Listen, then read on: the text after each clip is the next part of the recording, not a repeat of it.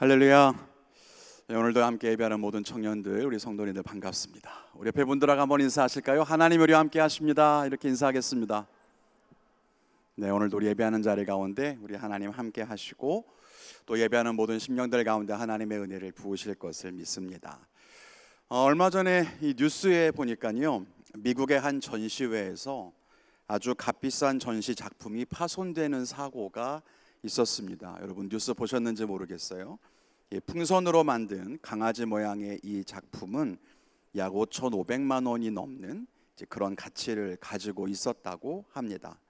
한 여성이 이게 진짜 풍선인지 아닌지 궁금했던 모양이에요. 원래는 손대지 마시오 분명히 써 있었을 것 같은데 손을 대었다가 이 작품이 떨어져서 깨지는 일이 생기고 말았습니다. 처음에 이 사고가 발생했을 때는 많은 사람들이 놀라고 또 당황했었는데요. 더 놀라운 일은 그 이후에 일어나게 됩니다. 깨어진 파편이라도 내가 사겠다, 이런 사람들의 문의가 줄을 이었고요. 심지어 깨졌지만 그 가치가 오히려 상승했다는 그런 의견도 있었습니다. 이런 비슷한 일이 몇 년 전에도 있었어요. 2018년에 얼굴 없는 화가로 유명한 뱅크시의 작품이죠. 풍선과 소녀라고 하는 그림이 경매에 나왔는데 2018년도에 17억 원에 이제 경매에 낙찰이 됐습니다. 그런데 경매에 낙찰되는 순간 작가가 숨겨놓은 파쇄기가 갑자기 작동을 한 거예요. 그 그림을 넣어놓은 저 액자가 파쇄기였던 거죠. 그러면서 그림이 잘라지기 시작한 겁니다. 그림이 여러분 파쇄기로 잘리면 큰 손상을 입잖아요. 저 그림이 좋아서 사기로 해서 17억 원이나 주고 그림을 샀는데 낙찰 땅땅땅 하는 순간 윙 하더니 갑자기 그림이 잘려지기 시작한 거예요. 얼마나 당황했겠습니까? 그런데 3년 뒤인 작년에 이 그림이 다시 경매에 나왔는데 약 304억 원에 낙찰되었다는 거죠. 이런 일들을 좀 이렇게 보면서요, 이 가치라고 하는 것에 대해서 다시 한번 좀 생각을 해보게 됐습니다. 멋지고 예쁜 작품이 가치가 있지, 어떻게 깨어진 파편이나 찢어진 그림이 가치가 있을 수 있습니까? 그런데 우리의 이런 일반적인 생각이 틀릴 수도 있겠다, 이것을 우리가 좀 인정해야만 할 것 같습니다. 우리의 눈에는 그럴듯해 보이고 번듯하고 화려하고 찬란한 것이 가치 있다라고 생각합니다. 그런데 그게 아닐 수도 있겠다는 거죠. 좁은 집보다는 넓은 집이 더 가치 있어 보이고 비싼 차가 더 가치 있어 보여요. 대학교 이름에 따라서 자기의 가치가 결정되는 양, 유명한 대학에 들어가면 자랑스럽게 말하고 덜 유명한 대학에 가면 사람들에게 말하기 부끄러워하고 우리의 모습이 그렇다는 거예요. 그런데 진짜 우리가 가치 있다고 생각하는 그게 정말로 가치가 있는 것일까? 그렇지 않을 수도 있지 않을까? 이런 생각이 든다는 거죠. 가치 있는 것이라고 귀하게 여기고 금이야 옥이야 꼭 끌어안고 있었는데 정작 그건 가치가 없고, 가치 없는 줄 알고 버려버렸는데 어마어마한 가치가 있을 수도 있다는 거예요. 여러분들에게 좀 묻고 싶습니다. 여러분들은 여러분 자신이 정말 가치 있는 존재라고 하는 것을 알고 계십니까? 목사님, 저는 대학도 못 갔어요. 전 변변치 못한 대학에 들어갔어요. 아니에요, 그렇지 않다는 거예요. 목사님, 저는 연봉도 적어요. 저는 취업도 참 어려워요. 알바로 겨우 살아요. 직장도 없어요. 아니요, 그렇지 않다는 거예요. 그것이 여러분의 가치를 결정하는 것이 아닙니다. 그런데도 우리는 여전히 이런 패배주의에 사로잡혀 있고 자기를 비하하고 자꾸만 낙심한다는 말이에요. 마치 오늘 저 깨어진 작품처럼, 나는 깨진 작품이에요. 난 더 이상 가치가 없어요. 난 실패작이에요. 그렇게 절망한다고요. 그런데 깨어진 작품인데도 가치가 점점 더 올라가잖아요. 보이는 걸로 가치가 정해지는 것이 아니라고 하는 것을 여러분 모두가 다 알았으면 좋겠습니다. 여러분이 자기의 가치를 어떻게 판단하는지는 전 잘 모르겠지만 성경에는 여러분의 가치가 얼마나 귀한지를 분명하게 기록하고 있습니다. 오늘 본문에 뭐라고 말합니까? 네가 내 눈에 보배롭고 존귀하며 내가 너를 사랑하였다, 이렇게 말씀하고 있어요. 그게 하나님의 마음이고 하나님이 말씀하시는 여러분의 가치라는 거예요. 하나님은 여러분 거짓이 없으시다고 믿으시죠? 여러분 성경 말씀이 진리라는 거 믿으시죠? 그 성경이 뭐래요? 여러분들은 보배롭대요. 여러분들은 가치가 있대요. 여러분 그게 성경이 말하는 선언입니다.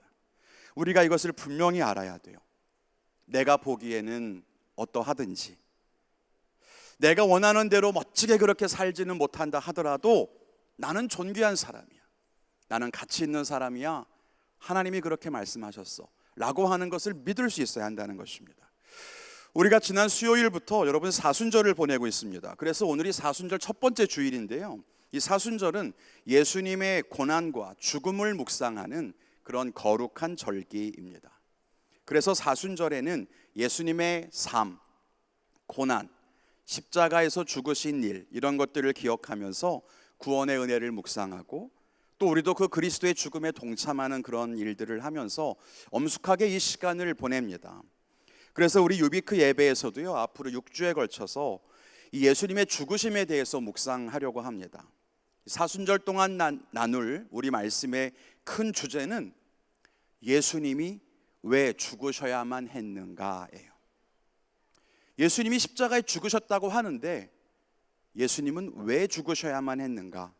이걸 좀 생각해 봤으면 좋겠어요. 하나님의 아들이시고 또 하나님의 아들이신 그 예수님이 굳이 사람으로 오시고 왜 알 수 없는 이유를 알 수 없는 그런 죽음을 당하셔야만 했는가? 한번 생각해 보기를 원합니다. 그리고 그 예수님의 죽음과 우리 유비크 밸류, 계속해서 이야기했던 유비크 밸류를 좀 연결해 보면서 그럼 우리가 어떻게 살면 좋을까? 어떻게 살아야 할까? 함께 생각해 보는 그런 시간이 되었으면 좋겠습니다. 오늘은 그 첫 번째 시간으로요, 예수님이 왜 죽으셔야만 했는가? 네가 너무 귀해서 그렇다는 거예요. 그게 오늘 말씀의 제목이에요. 당신이 너무나 존귀해서, 당신이 너무나 보배로운 사람이어서, 그래서 예수님이 죽으셨다는 이야기를 함께 해보려고 합니다. 오늘 말씀에 하나님은 그의 백성인 이스라엘을 향해서 이렇게 말씀하십니다. 너는 두려워하지 말라. 네가 물 가운데 지날 때도 함께 있을 것이고, 강을 건널 때도 물이 너를 침몰하지 못할 것이고, 불 가운데로 지난다고 해도 절대로 타지 않을 것이다. 이렇게 말씀하십니다.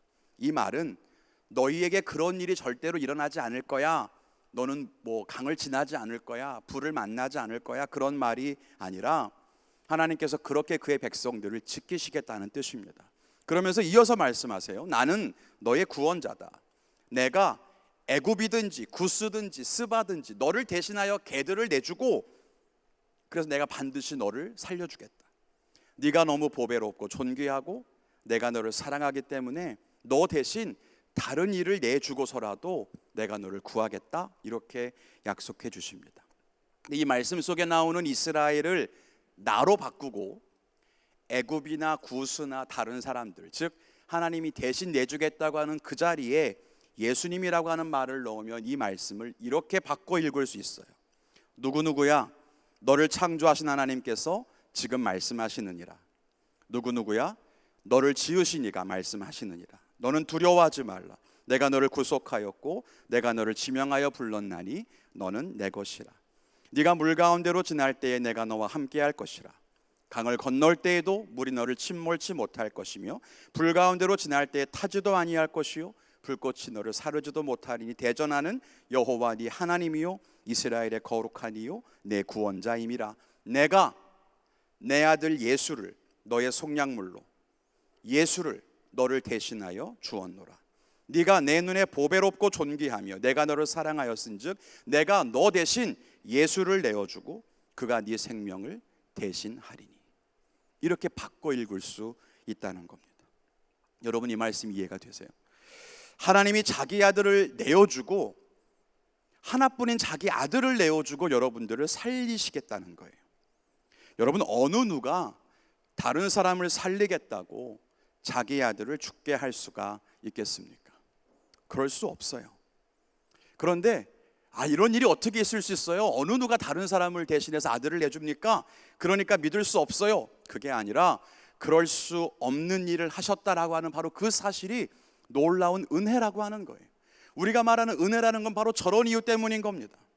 이 놀라운 사랑, 이 놀라운 사랑의 이유가 무엇입니까? 왜 하나님은 우리 대신에 예수님을 내주어 죽게 하셨나요? 여러분이 너무나 귀하고 여러분을 그만큼 너무 사랑하시기 때문이라고 하는 겁니다.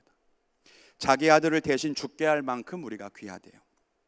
자기 아들을 대신 죽게 할 만큼 우리를 하나님이 사랑하신대요. 여러분, 이게 이해가 정말 되십니까? 나도 내가 사랑스럽지 않고 나도 내가 마음에 드는 구석이 없는데 하나님은 어떻게 나를 사랑하시죠?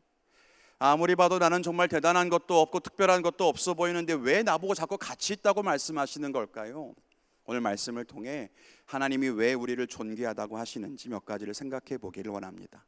첫 번째는 우리가 하나님의 이름으로 불려지기 때문에 우리를 귀하다고 말씀하신다는 겁니다. 누구나 여러분 자기의 이름을 걸면 거기에 애착을 갖게 마련인 것 같아요. 자기의 이름을 건 가게, 자기의 이름을 건 브랜드, 여기에 임하는 주인의 마음은요 사뭇 남다를 거라고 생각합니다. 사람의 경우도 그래요. 자기 아들에게 자기의 이름을 물려주는 경우들이 종종 있습니다. 그래서 아버지와 같은 이름을 쓰고 누구누구 뭐 2세 아니면 누구누구 주니어 이렇게 부르는 경우들이 있습니다. 또 아니면 존의 아들 그러면 존슨, 스티븐의 아들 그러면 스티븐슨 뭐 이렇게 부르기도 해요. 이름 짓기가 귀찮아서가 아니고 그만큼 자기의 이름을 물려주는 것을 귀하게 여기기 때문이죠. 오늘 말씀에 보면은요 7절에 이스라엘을 향해서 하나님께서 이렇게 말씀하십니다. 내 이름으로 불려지는 모든 자, 하나님의 이름으로 불려지는 모든 자 이렇게 말하고 있어요. 하나님의 이름으로 불려지는 사람, 그게 이스라엘의 정체성이고요, 하나님을 믿는 그 백성들, 즉 우리의 정체성이라고 하는 겁니다. 그리고 그런 사람들을 하나님께서는 기뻐하시고 존귀하게 여기신다고 말씀하고 있습니다. 이스라엘이라고 하는 이름에는 하나님이 싸우신다 혹은 하나님과 싸운다 이런 뜻이 있어요. 마찬가지로 우리들도 성도, 하나님의 백성 이런 의미가 있죠. 하나님 나라의 천국의 백성 아니면 그리스도인, 하나님의 이름으로 불려주고 있단 말이에요. 그럼 우리 역시도 하나님의 이름으로 불려지는 사람이고 그것이 우리의 가치를 결정한다는 이야기입니다. 우리가 세상에서는요 혹시 실패할 수 있어도, 연약하여 실수하고 넘어질 수 있어도 우리의 저 이름은 달라지지 않는다는 것입니다. 여전히 우리는 그리스도인이고 실수해도 하나님의 백성인 것엔 변함이 없어요. 그분의 자녀이기 때문입니다. 그리고 그렇게 하나님의 이름으로 불려지는 우리는 그래서 우리의 어떠함과 상관없이 존귀한 사람이라는 거예요. 세상에서의 모습과 상관없어요. 어떤 존재로 불려지느냐, 우리의 이름을 뭐라고 말씀하시느냐에 따라서 우리의 가치가 결정된다는 것입니다. 그러므로 우리는 우리 자신이 누구인가를 분명히 알아야 합니다. 그리고 하나님의 이름으로 불려지는 사람인 바로 그 사실을 분명히 기억해야 하는 것입니다. 세상에서 부귀 영화를 누리지 못한다고 해도 우리는 하나님의 자녀인 줄로 믿습니다. 연약하여 실수한다고 해도 우리는 천국 백성임에는 변함이 없어요. 이 사실은 변함이 없고 그래서 우리가 어떠한 모습으로 살든지 전혀 우리의 가치에도 달라지는 것이 없다는 것입니다. 우린 여전히 존귀한 사람이고요, 하나님이 보배롭게 여기시고 하나님이 사랑하는 자라는 것을 우리는 기억해야 돼요.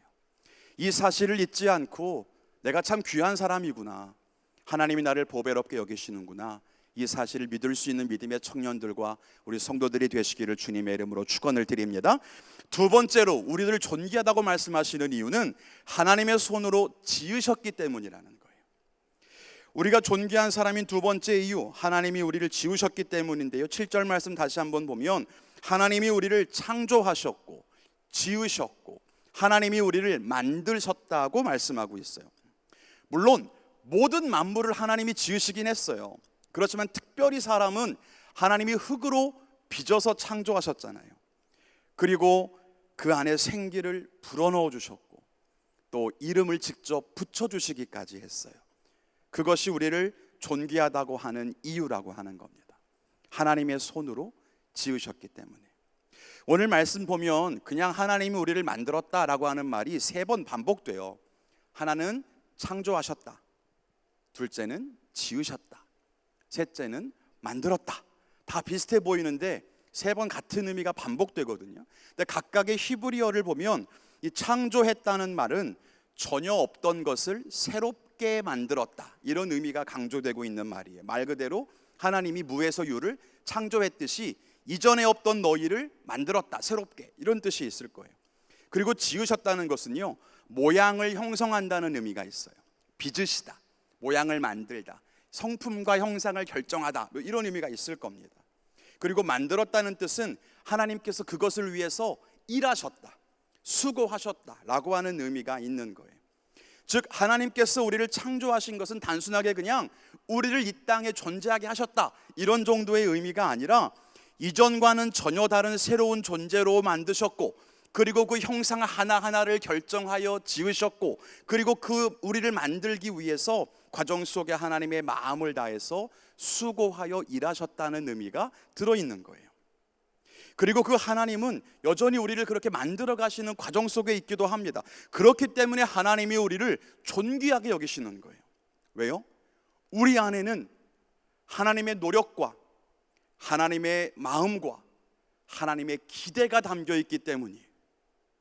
창세기에는 하나님이 우리를 창조하실 때에 하나님의 형상을 따라 지으셨다고 했습니다. 이 말은 하나님을 닮았다 뭐 이런 뜻일 거예요. 겉모습이 아니라 하나님의 성품이나 하나님의 뜻을 닮아 있다는 그런 말입니다.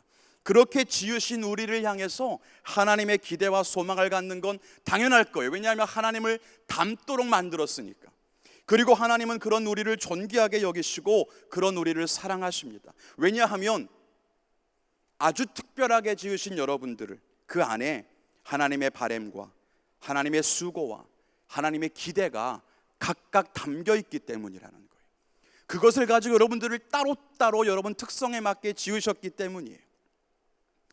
비록 우리가 세상에서는요 보잘것없는 삶을 살지는 몰라도, 또 세상적인 기준에서는 작고 연약한 존재일지 몰라도, 여러분 안에는 하나님이 지으신 하나님의 기대와 하나님이 여러분 각자에게 허락하신 하나님의 형상이 다 담겨 있다는 이 놀라운 사실을 분명히 깨달아 아시기를 주님의 이름으로 축원을 드립니다.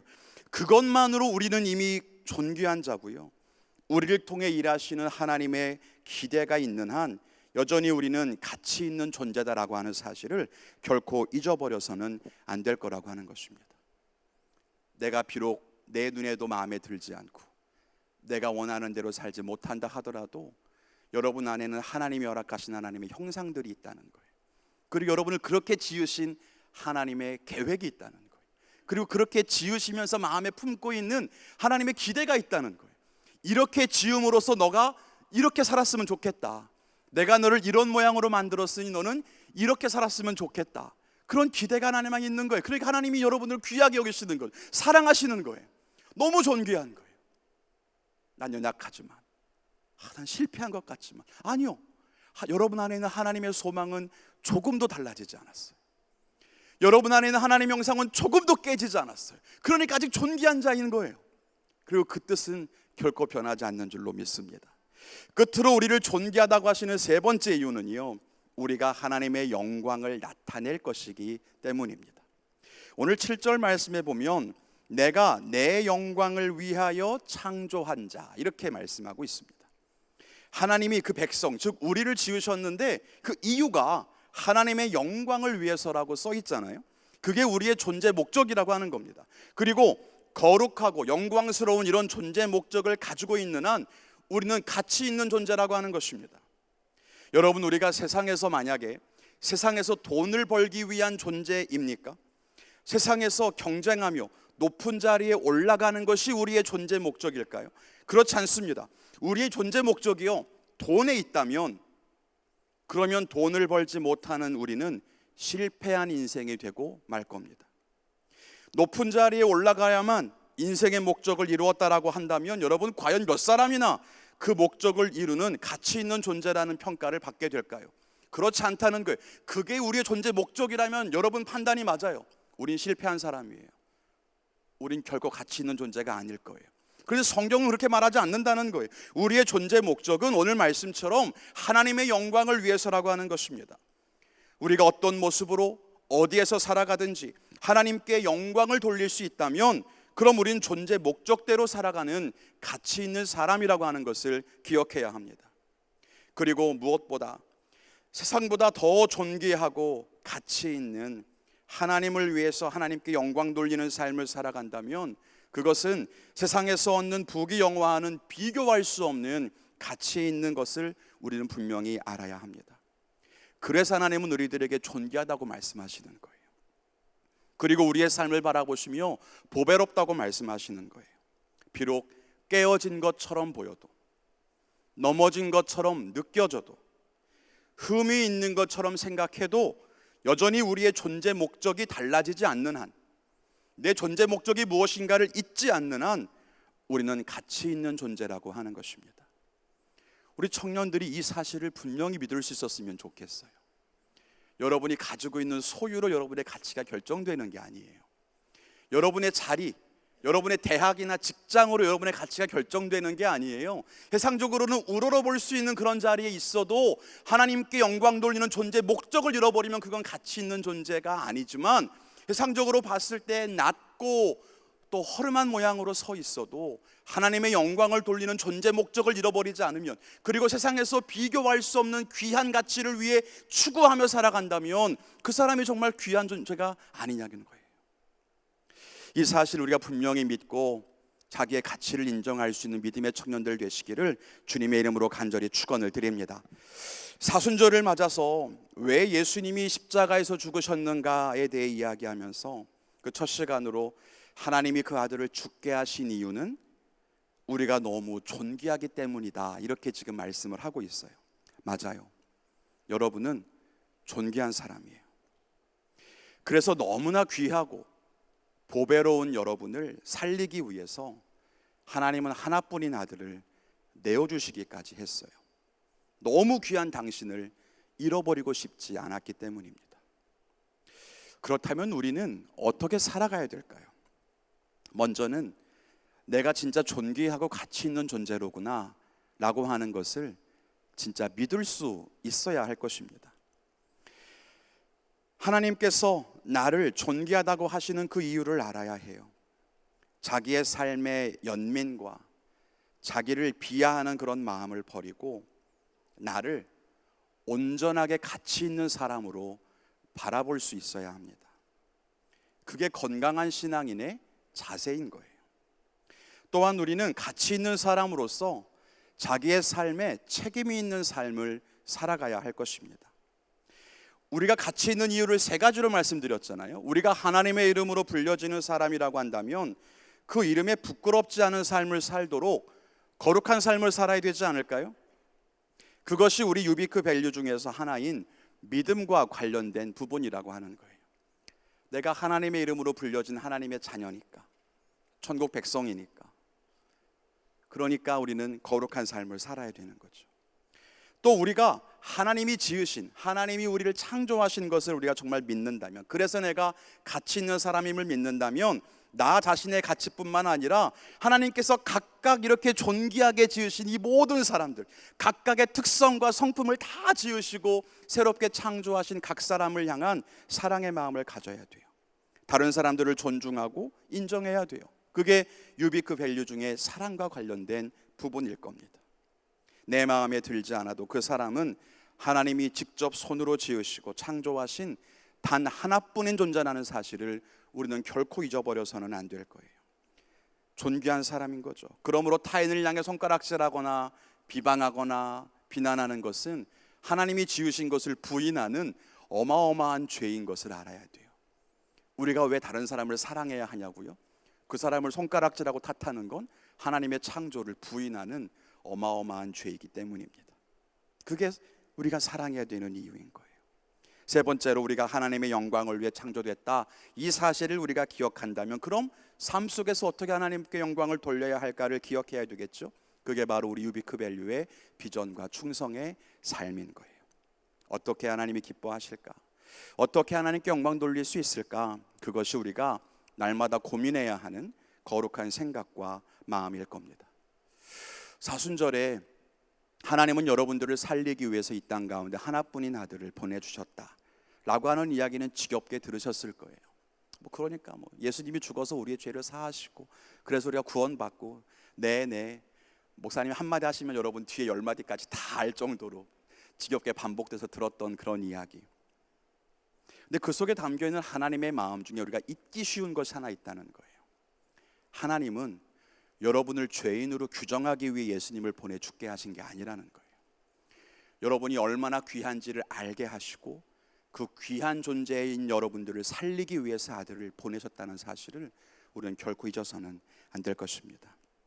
이제 말씀 맺겠습니다. 찬양팀은 나와서 기도를 준비해 주시길 바라요. 오늘 우리는 예수님께서 십자가에서 죽으신 이유가 존귀한 우리를 살리기 위해서다, 이런 말씀을 생각해 보면서 은혜를 나누었습니다. 그럼에도 여전히 여러분 안에 이런 의심이 들지 않습니까? 정말 내가 존귀한 사람일까? 정말 나는 이 모양 그대로 가치 있는 인생일까? 그런데 앞서 말씀드렸듯이 성경이 진짜 진리라고 여러분들이 믿으신다면 그 성경 안에 기록된 대로 하나님이 우리를 보배롭게 여기신다는 이 말씀도 분명히 믿어야 될 것입니다. 하나님은요, 우리를 가치 있게 창조하셨고 우리는 그 존귀한 삶에 합당하게 살아가면 됩니다. 여러분이 살아가는 자리에서 거룩을 지키고 하나님이 창조하신 형상을 따라서 하나님의 기쁨 되는 삶, 그리고 하나님께 영광 돌리는 삶을 살아가면 됩니다. 그것이 우리를 지으신 하나님의 은혜를 아는 사람에게 마땅한 자세 아닐까요? 이제 사순절 기간 동안 말씀을 통해서 예수님이 왜 죽으셔야만 했을까, 여러 가지 이유들을 말씀드릴 텐데 무엇보다 예수님이 우리를 얼마나 사랑하시는지를 꼭 기억했으면 좋겠습니다. 오늘도 함께 기도할 때가 하나님의 사랑을 좀 기억해 봅시다. 우리를 존귀하다고 말씀하시는 주님, 네가 참 보배롭다고 말씀하시는 주님, 그것을 이해할 수 없을 때 네가 얼마나 보배로우면 내가 내 아들을 내줬겠니? 라고 말씀하시는 그 하나님, 여러분과 하나님의 음성을 마음에 좀 새길 수 있었으면 좋겠어요.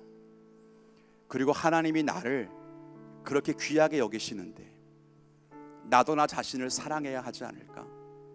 나도 내 인생을 좀 인정해줘야 되지 않을까?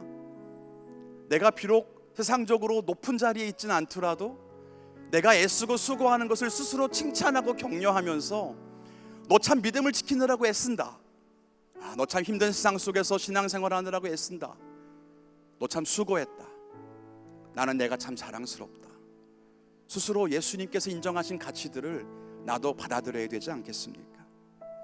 그리고 서로 상대를 사랑하는 마음으로 거룩한 삶을 살아가고, 내게도 하나님의 형상이 있지만 너에게도 하나님의 형상이 있으니 나도 너를 있는 그대로 존중하고 사랑한다, 이런 마음이 우리 가운데 있어야 되지 않을까요?